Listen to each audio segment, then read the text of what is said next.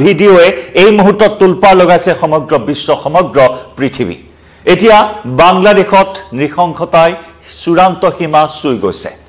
বৰ্বৰতাৰ চৰম সীমা চুই গৈছে বাংলাদেশত শেহতীয়াকৈ সংঘটিত হোৱা এটা লোমহৰ্ষক তথা নৃশংস হত্যাকাণ্ডৰ সকলোৰে হিহৰিত কৰা পৰিলক্ষিত হৈছে সকলোকে হিহৰিত কৰি তোলা পৰিলক্ষিত হৈছে এটা নৃশংস হত্যাকাণ্ডই ঢাকাৰ মাজমজিয়াত দিনৰ পোহৰতে এটা নৃশংস হত্যাকাণ্ড সংঘটিত হৈছে আৰু এই হত্যাকাণ্ডই সকলোকে ভবাই তুলিছে যে শান্তিৰ নোবেল লাভ কৰা মোহাম্মদ ইউনুছৰ বাংলাদেশত আসলতে হৈছে কি শান্তিৰ নোবেল বঁটা লাভ কৰা মোহাম্মদ ইউনুছৰ বাংলাদেশত এতিয়া চূড়ান্ত অশান্তি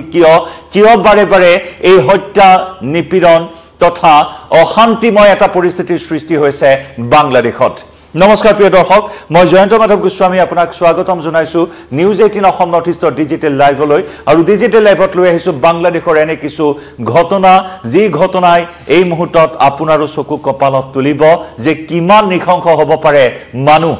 বাংলাদেশত শেহতীয়াকৈ সংখ্যালঘুৰ ওপৰত যি অত্যাচাৰ নিপীড়ন শোষণ বঞ্চনা ধাৰাবাহিক ৰূপত সংঘটিত হৈছে বিশেষকৈ 2024 চনৰ 4 আগষ্টৰ পৰা 4 আগষ্টত যি অভ্যুত্থান হৈছিল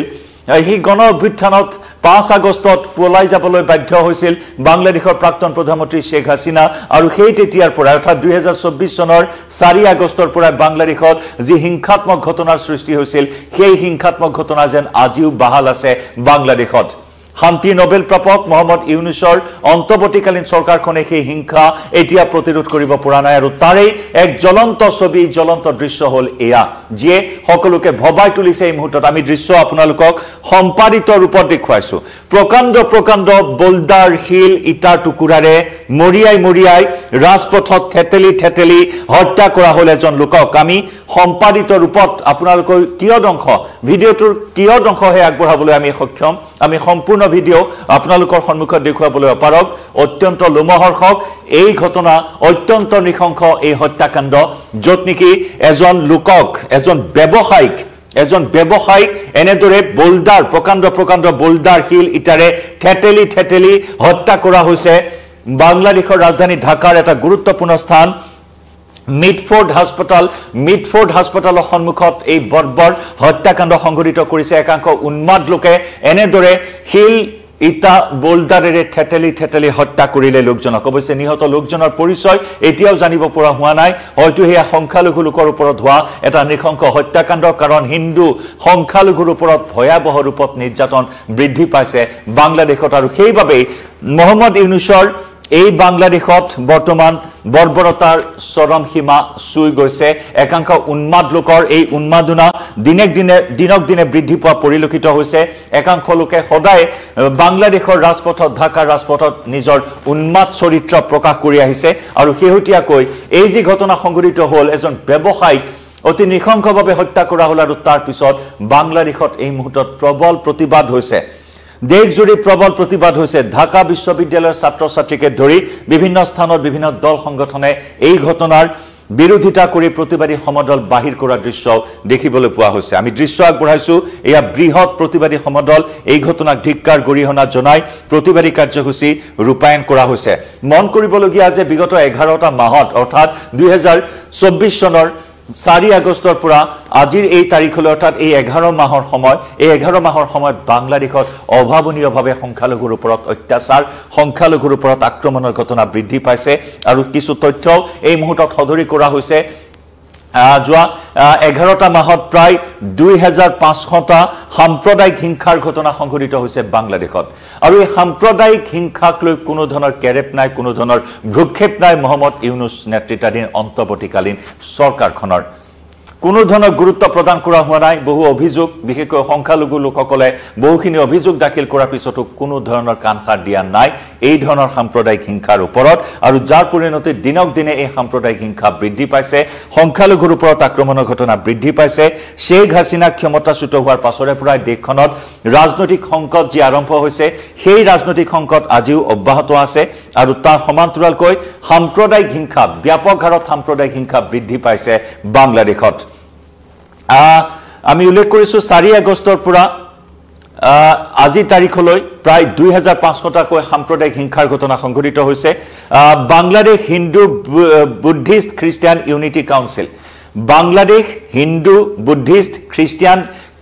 ইউনিটি কাউন্সিলৰ দ্বাৰা এক সংবাদমেল সম্বোধন কৰা হৈছে আৰু কাউন্সিলৰ তৰফৰ পৰা এই তথ্য সদৰি কৰা হৈছে যে সাম্প্ৰদায়িক হিংসা এতিয়াও অব্যাহত আছে বাংলাদেশত বিশেষকৈ সংখ্যালঘু হিন্দুৰ ওপৰত বুদ্ধিষ্টৰ ওপৰত খ্ৰীষ্টিয়ানৰ ওপৰত এনে ধৰণৰ আক্ৰমণৰ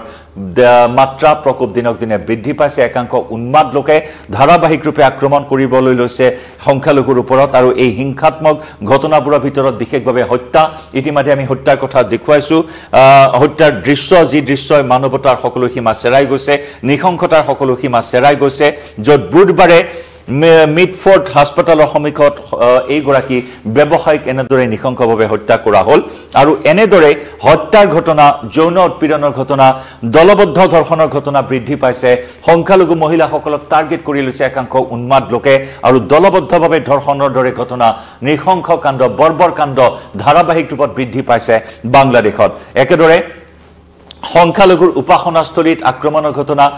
এতিয়া দুৰ্গা পূজা আহি আছে দুৰ্গা পূজাৰ বিগত সময়ছোৱাটো দুৰ্গা পূজাৰ সময় দেখিবলৈ পোৱা হৈছিল বহু দুৰ্গা মণ্ডপ ভাঙি চুৰমাৰ কৰি পেলাইছিল দুৰ্বৃত্তই গতিকে পুনৰ তেনেকুৱা ধৰণৰ ঘটনা পুনৰাবৃত্তি হৈ আছে উপাসনাস্থলীসমূহত আক্ৰমণৰ ঘটনা ঘৰ ব্যৱসায়িক প্ৰতিষ্ঠানত আক্ৰমণ লুটপাটৰ ঘটনা সদায় বৃদ্ধি পাই আহিছে লগতে ধৰ্মনিন্দাৰ মিছা অভিযোগ আনি গ্ৰেপ্তাৰ কৰাকে ধৰি নানান্ত ধৰণে আতিশায্য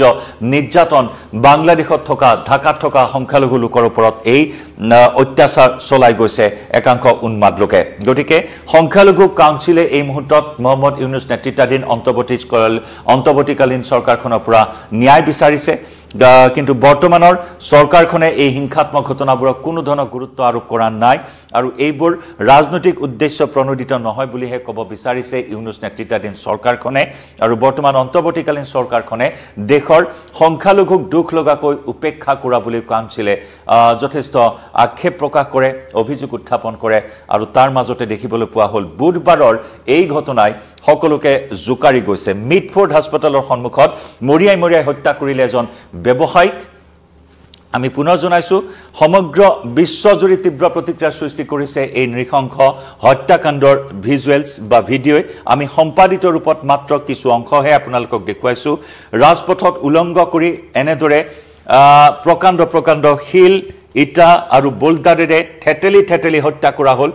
সমুখত চাই থাকিল একাংশই কোনো ধৰণৰ হকা বধা কৰা নহল আৰু সমগ্ৰ বিশ্বজুৰি জুকাৰি যোৱা এই ভিডিঅ' এই মুহূৰ্তত নিখংখতাৰ সকলো সীমা চেৰাই যোৱা একাংশ লোকে উন্মাদ চৰিত্ৰ এনেদৰে প্ৰদৰ্শন কৰিলে আৰু তাৰ বিৰুদ্ধাচৰণ কৰি দেশজুৰি ইতিমধ্যে ঢাকা বিশ্ববিদ্যালয়ৰ ছাত্ৰ ছাত্ৰীৰ পৰা আৰম্ভ কৰি বিভিন্ন স্থানত প্ৰতিবাদ হৈছে প্ৰতিবাদী কাৰ্যসূচী ৰূপায়ণ কৰা হৈছে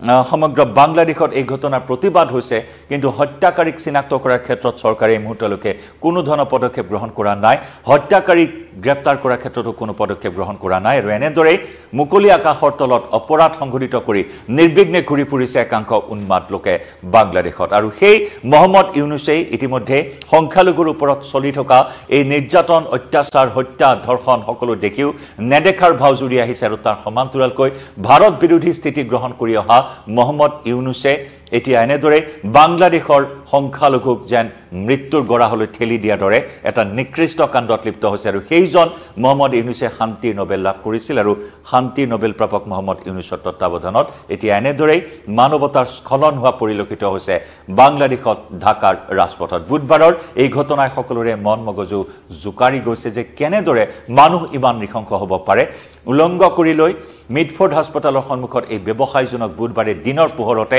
থেতেলি হত্যা কৰা ভিডিঅ'ক লৈ সমগ্ৰ বিশ্বজুৰি এতিয়া তীব্ৰ প্ৰতিক্ৰিয়া অব্যাহত আছে প্ৰিয় দৰ্শক এই নৃশংসতাক লৈ আপুনি কি জনাব আপোনাৰ মতামত আগবঢ়াব পাৰে কমেন্ট সেকশনত লাইভৰ পৰা বিদায় লৈছো